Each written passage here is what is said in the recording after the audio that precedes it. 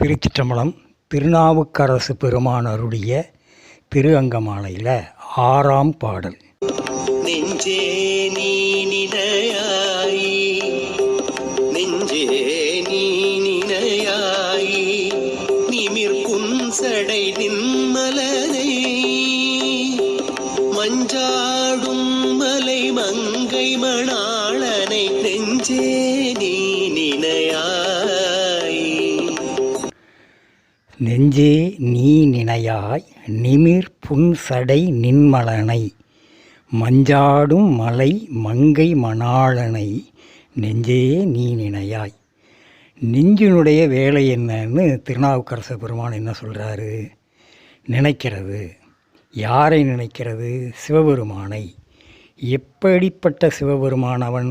நிமிர் புன்சடை நின்மலன். புன்சடை அப்படின்னா புண்மையான சடை. அந்த சடைமுடியை உடைய நின்மலன். புல், புண், புண்மை. புல்லுனா அற்பமான செடி அல்லது தாவரம். புல், புண், புண்மை என்ற சொல்லுக்கு இழிவான, அற்பமான. அப்போ புன் சடை என்றால் அற்பத்தனமான சடை.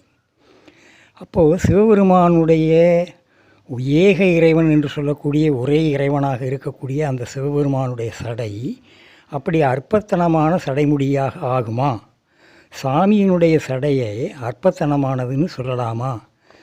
திருநாவுக்கரச பெருமான் அப்போ தப்பாக தானே சொல்லியிருக்கிறாரு அப்படின்னு நாம் நினைத்தோம் என்றால், அவருடைய சடை ஏன் அற்பமான சடையாக மாறிச்சு, புன் சடையாக ஆனது? அப்போது இந்த பாடலில் புன்சடைக்கு முந்திய சொல் எதுன்னு பார்க்கணும். அப்படி பார்த்தால் நிமிர் என்ற சொல்லை கையாண்டிருக்கிறார் அப்பர் பெருமான். நிமிர் புன்சடை நின்மலன். இதில் ஒரு தொல்கதை, புராணம் என்ற சொல்லுக்கு தொல்கதை, அதாவது ஒரு வரலாறு சொல்கிறார். பகீரதன் ஆகாய கங்கையின் மூலமாக தன்னுடைய முன்னோர்களுக்கு நீர்க்கடன் செய்யணும்னு நினைக்கிறான். அதற்காக பிரம்மனை நோக்கி தவம் இயற்றினான். பிரம்மன் அவனுடைய அறிவுரையின் மூலமாக, பிரம்மனினுடைய அறிவுரையின் மூலமாக கங்கையை எண்ணி பகீரதன் தவம் செய்கிறான். கங்கை அவன் முன் தோன்றி, பகீரதன் முன்னால் தோன்றி, என்னுடைய ஆற்றலை யாராலும் தாங்க முடியாது, அப்படிப்பட்ட ஒருவரை அழைத்து வா என்று ஆணவத்தோடு கர்வத்தோடு சொல்லுகிறான். மீண்டும் அவன் சிவபெருமானை எண்ணி தவம் இயற்றுகிறான் பகீரதன். அவரும் வருவதாக ஒப்புக்கொண்டார். பேராற்றலோடு கங்கை மிக பெரும் ஆற்றலோடு பூமியை நோக்கி பாய்ந்து வருகிறாள் கங்கை. அந்த வேகத்தை தாங்கிடுவதற்காக தன் சடை முடியை உயர்த்தினார் சிவபெருமான். அதனால தான் அவருடைய சடை நிமிர் சடை. கங்கையினுடைய ஆணவத்தை, அகந்தையை ஏற்றதால் அது புன்சடை. கங்கையினுடைய அற்பத்தனத்தை ஏற்றதால் அதற்கு புன்சடை. அப்போ அதுக்கு அடுத்த சொல் என்ன சொல்ல கையாண்டிருக்கிறார் திருநாவுக்கரச பெருமான்? நின்மலன். மலம் என்ற சொல்லுக்கு ஆணவம், கண்மம், மாயை என்று சைவ சித்தாந்தத்தில் மும்மலங்களை சொல்வார்கள். ஆணவம், கண்மம், மாயை என்ற 3 மலங்களின் குற்றம் அற்ற தூய்மையான சிவபெருமானுடைய சடைமுடிக்குள் புகுந்து வந்த காரணத்தினால் கங்கையும் தூய்மையானவளாக மாறினாள். சிவபெருமான் நின்மலன், தூய்மை. புன்சடை என்ற சொல்லுக்கு எதிர்ச்சொல் நின்மலன். எனவே முரண்தொடை என்றும் இந்த அடியை கொள்ளலாம். முரண்தொடை என்ற அந்த தொடையும் இங்கே தொடுக்கப்பட்டிருப்பதாக நாம் தமிழ் இலக்கணத்தில் ஏற்றுக்கொள்ளலாம். மஞ்சாடும் மலை. மஞ்சு என்றால் வெண்மேகம் என்று நாசி கந்தையா தன்னுடைய செந்தமிழ் அகராதியில் குறிப்பிடுகிறார்.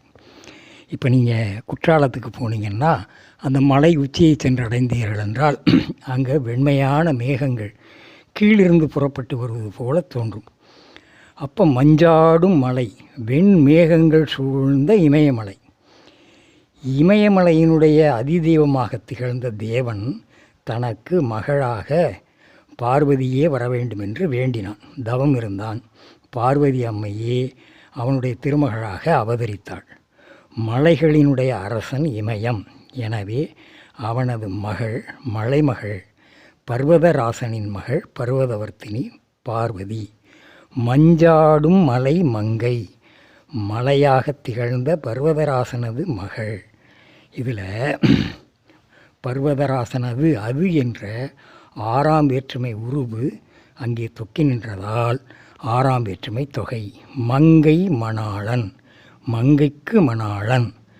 4ஆம் வேற்றுமை உருவான கூ மறைந்து நின்றதால் தொக்கி நின்றதால் 4ஆம் வேற்றுமை தொகை. எனவே நிமிர் புன்சடை, நிமிர்ந்த நிமிர்கின்ற நிமிரப்போகும் என்ற முக்காலமும் 3 காலமும் மறைந்து வந்ததால் வினைத்தொகை. புன்சடை, புன்மை சடை, மை ஈற்று பண்பு பெயர் விகுதியான மை மறைந்து வந்ததால் பண்பு தொகை. மங்கையின் மணாளனாகிய சிவபெருமானை நெஞ்சே நீ நினைப்பாயாக என்று இலக்கண வளத்தோடு அழகிய தொல்கதைகளோடு முரண்தொடை என்ற அந்த தமிழ் இலக்கணத்தோடு நமக்கு தந்திருக்கிறார் திருநாவுக்கரசர் பெருமான். திருச்சிற்றம்பலம். சிவபெருமானை போற்றி பாடுகின்ற தேவாரத்தில் திருநாவுக்கரசர் பெருமான் அருளிய திரு கைகால் கூப்பி தொழீர், கைகால் கூப்பி தொழீர், கடிமாமலர் தூவி நின்று பைவாய் பாம்பரை ஆர்த்த பரமனை கைகால் கூப்பி தொழீர். அங்கமாலையில் 7ஆம் செய்யுள். கைகால் கூப்பித் தொழீர், கடி மாமலர் தூவி நின்று பைவாய் பாம்பு அரை ஆர்த்த பரமனை கைகால் கூப்பித் தொழீர். திரு அங்கமாலையில் ஒவ்வொரு உறுப்பும் சிவபெருமானை எப்படி வழிபட வேண்டும் என்று திருநாவுக்கரசர் பெருமான் சொல்கிறார். அந்த வகையில் கைகள் இரண்டும் ஒன்று சேர்ந்து கூப்பித் தொழ வேண்டும். சிவபெருமானை கூப்பி தொழ வேண்டும். கூம்புதல், கூப்புதல் இதெல்லாம் குவிதல் என்ற பொருளை தரக்கூடிய சொற்கள். இந்த சொற்கள் மலர்களின் மொட்டு நிலை, அந்த மொட்டாக கூம்பி இருக்கின்ற நிலை தோற்றத்தை நமக்கு காட்டுவன. கூப்புதல் அப்படின்னு சொன்னாலே கை குவித்தல் தான். கைகால் கூப்பி தொழீர். பொதுவாக மகிழ்ச்சியால் உள்ள களிப்பால் முகம் மலரும். கதிரவனை கண்டால் மலர் மலரும். ஆனால் இங்கே இறைவனை கடவுளை கண்டதும் கைகள் கூம்புகின்றன, குவிகின்றன. அப்போ இது எதிர்மறையாக நமக்கு தெரியுது இல்லையா? ஒன்றை கண்டால் மகிழ்ச்சியால் மலரத்தான் செய்யணும், ஆனால் இங்கே கூம்புகின்றனன்னு சொல்கிறார் இல்லையா? இதற்கு மணிவாசகப் பெருமான் மாணிக்க வாசகர் தன்னுடைய திருவாசகத்தில் போற்றி திருவகவல் பகுதியில் 83லிருந்து 87வது அடிகள் முடிய அவர் என்ன சொல்கிறாருன்னு பார்ப்போம். உரை தடுமாறி ரோமம் சிலிர்ப்ப கரமலர் மொட்டித்து இருதயம் மலர, கரமலர் மொட்டித்து இருதயம் மலர, கண் கழிகூற நுண்துழி அரும்ப, நுண்துழி அரும்ப சாயா அன்பினை நாள்தோறும் தழைப்பவர் தாயே ஆகி வளர்த்தனை போற்றி என்று பாடுகிறார். கரமலர் மொட்டித்து இருதயம் மலர. சிவனடியார்கள் தங்கள் கை என்னும் மலரை குவித்தனர், மொட்டு போல குவித்தனர். கைமலரை குவித்ததனால நெஞ்சாகிய தாமரை மலர் மலர்ந்தது என்று மாணிக்கவாசக பெருமான் குறிப்பிடுகிறார். இறைவனிடம் இப்படி அன்பு செலுத்திய காரணத்தினால இறைவன் அந்த அடியார் பெருமக்களுக்கு தாயாய் இருந்து பாதுகாத்தான் என்று கூறுகிறார். தொழீர், தொழுவீர், கைகளே சிவபெருமானை வணங்குவீர். தொல்காப்பியம் சொல்லதிகாரம் வினையியல். தொல்காப்பியம் சொல்லதிகாரம் வினையியல். தொல்காப்பியம் சொல்லதிகாரம் வினையியல் 709ஆம் நூற்பா.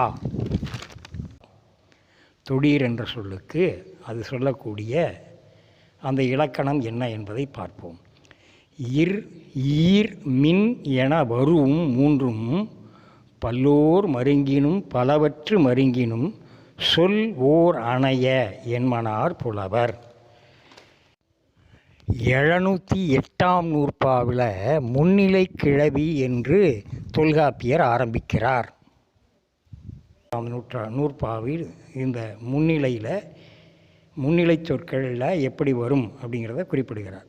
இர், ஈர், மின் என வரும் மூன்று ஈற்று வினைமுற்று சொற்களும் உயர்திணையில் பலர்பாலையும் அகிரிணையில் பலவின்பாலையும் குறித்து வரும் ஒரு தன்மையுடைய சொற்கள் என அறிஞர் புலவர் கூறுவர் என்று குறிப்பிடுகிறார்.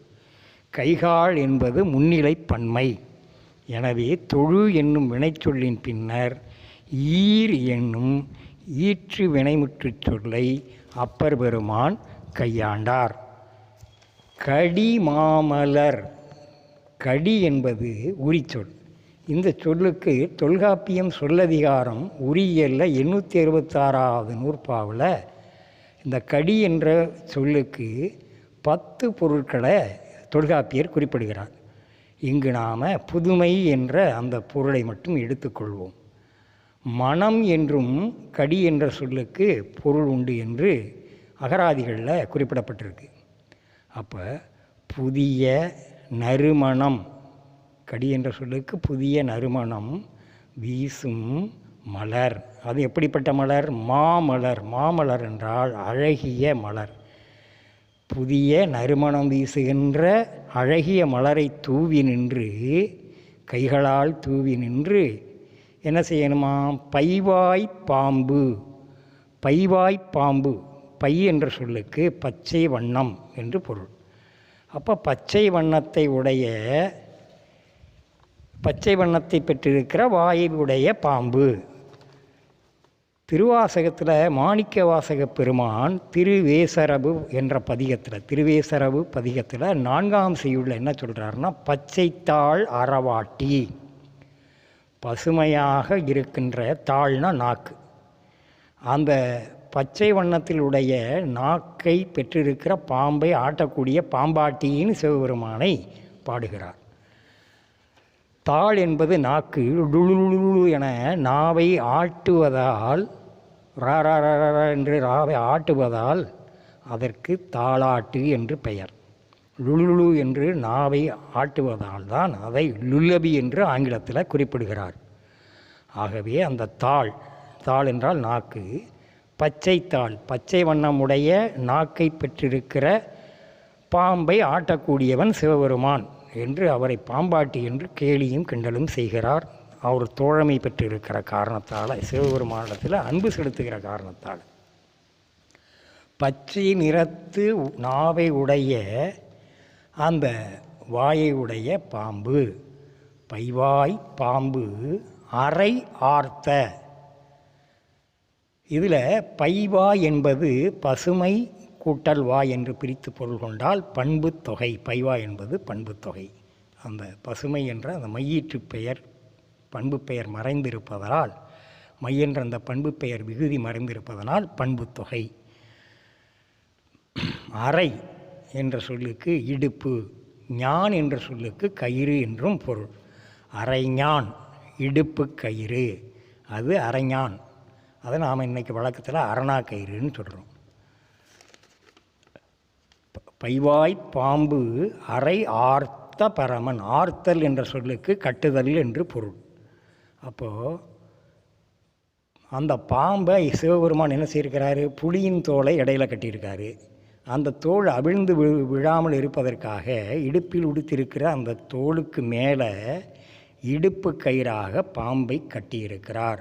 கச்சையாக அணிந்திருக்கிறார். பெல்ட்டாக போட்டிருக்காருன்னு சொல்கிறார். பைவாய் பாம்பு அரை ஆர்த்த பரமனை. பரமன் என்றால் மேலானவன். அந்த சிவபெருமானை கைகளே கூப்பித் தொழுங்கள் என்று ஒரு அருமையான ஒரு இலக்கண நயத்தோடு கூடிய செய்யுளை நமக்கு திருநாவுக்கரசு பெருமான் தந்திருக்கிறார். திருச்சிற்றம்பலம்.